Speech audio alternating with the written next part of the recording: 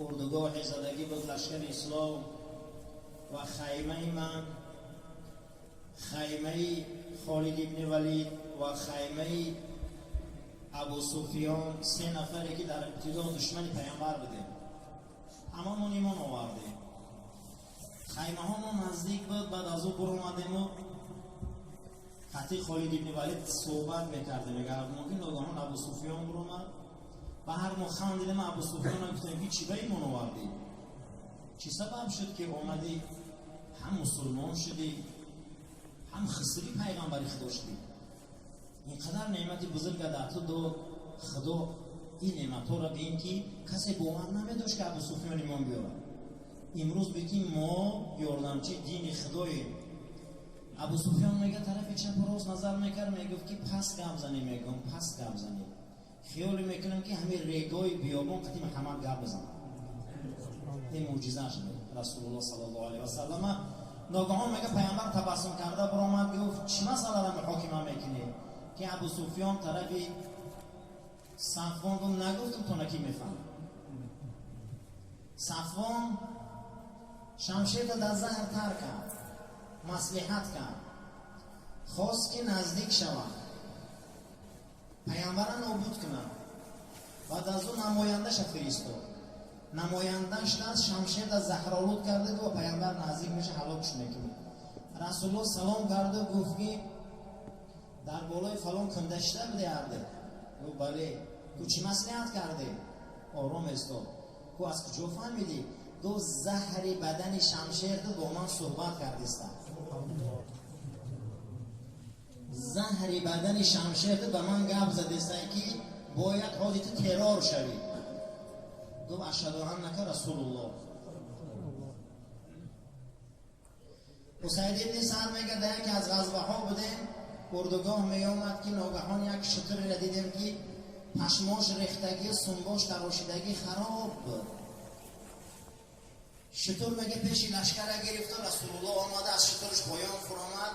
شتر آمد میگه سرش بالای پای پیامبر اکرم نموند و آرام گرفته. بعد از اون رسول الله گفت که این شتر از صاحب شکایت کردیستن. گفت ما نمیفهمیم صدایی را. گفت از صاحب شکایت کرده که 18 سال برکشی کرده، امروز پیر شده، صاحبش ایدر بیرونش کرده که ترمه گرگا شود، ای ابرهای آسمان گوش کرده که آخران پیغمبر همین وادی خدی میگذره. آمده پیش نه گرفته که شکایت ما به همین آدم میکنیم، دیگه هیچ که شکایت ما را گوش نمیکنه. اسید ابن سعد میگه که در همین 6 ماه باری ما در پشت همین شتر بود. شتر فربه شده و پشت همین استفادهش کرده. حضرت رومی میگه ارواح شتمونم که پیغمبر خدا دا میگه پیش از منبر آوردن یک ستنه بود که نام او از خرما بود، همون بالای عمود شیشتن مردم معویزه میکرد. همون روز منبرش آوردن میگه ستنه یعنی مکردن که یک صدای گریه برآمد، گریه کودک. همه حیران شده. بعد از او رسول الله صلی الله علیه و سلم گفت که استون حنانه برای من گریه دارم. حضرت میگه استون حنانه از هجری رسول گریه میکرد همچه ارباب وقول. رنگ آدمای به عقل ستونی خوش گریه میکرد. نخواه یک ستونی قاخ گریه کنه و مو گریه نکنیم. بعد از او میخوای که در همین دنیا کارم تا گفت از میوت همه بخره یا در بهیش پرتم تا بهیش بخره. گفت بهیش بخواه، بهیش رفت ستونی حنانه. سعد ابن عباده روایت میکنه که در یکی از غزوه ها خونه درد شکم کردم، عقیب پرتاب کنم که جنگ دنه روم بیام استراحت کنم فردا روم. شام شد میگه لشکر از من دور شد، منم پناهیاد بجا شدم و راه به سوی مدینه گرفتم. شیشتن آفتاب بود. حدیث ابو رافع روایت میکنه میگه نمیرم آمدم یک شیر در بین راه خوبم پیش اسم میگیرم، میگه نمیمون رفتم. بعد از اون شیر میگه بدومش اشارت کرد که از دوی من میبیایی. شیر میگه من راهنمایی کرد، مجبور کرد که ایدمش آمدم. میگه شب شد که چراغای اردوگاه لشکر دیدم آورده در پیغمبر مرا سپرید. رسول الله میگه مرا دیگه روحی سعد ایمون میگیره زیده تو گمان کرده که من فقط پیغمبر انسانم؟ من تمام جن قبول دارم، من تمام وحوش طیور قبول دارم. تو گمان کردی که من این تنگیزشون شعرها خبر نداشتن که من پیامبرم؟ چقدر نعمتو 3,500 معجزه این رسول آشکاره. 3,500 معجزش زیاده از صدها نفر شاهدی میتونن که معجزه کرد. حضرت سعد ابن ابی وقاص توایی جناب پیغمبر 10 تن از یاری بیشتی بود، در خانهش یک نوده خرما ماندگی بود، هر باری نوده رو موچه میکرده، در فرزنداش بدونن که موچه کنه.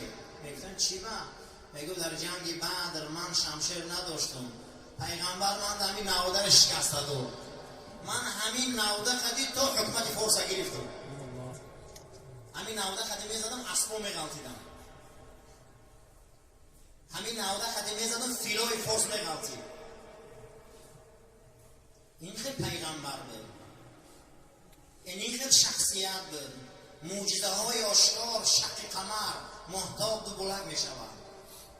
قرآن امروز میخوانیم سکنده های سینه می لرزه، دیلاب می شوند، دیوانه ها هوشیار می شوند، انسان ها هدایت می یابند. این کلامی هست که در قفس سینه او رسول آمده. وقتی که فتح خیبر می شود پیامبر ده عتب میپزن، دست پیشی گوسفند میپزن میبیارن، رسول الله در دهنشان میکنه و دیگر اصحاب میخواهن که دست بزنن، میگن قیفو بسته بسته. میگن چی با؟ میگن زهر این طعام قدیما در دهن گرب زده است که مسموم ہے. زنی را آوردن که نامی او زینب بود، یهودی بود. گفت چون کردی؟ طعام تو آوردی، چی به این کارا کردی در حق رسول؟ گفت بدو دلیل. گفت چی دلیل ہے؟ گفت یکم اگر این پیغمبر باشه میفهمم، اگر یکان دروغو باشه بخره و حلاک شد مردم از بدی خلاص کنن. و گفت این فهمید ایمان میبیاری؟ گفت نه. پیغمبر با آزادش ندارم. این نبی رحمت ہے، این پیغمبر رحمت ہے، این پیغمبر هسته که لشکر همه از آب تنقیسی کشیده، داخل خرمه و مشک آب دست میزنه و میبرداره، از 10 انگوش چشمه میبروید. لشکر جمع میکنن، آب ذخیره میکنن، آبوزی میکنن، مینوشن، طهارت میکنن و بس میشن. این پیامبر معجزه داره.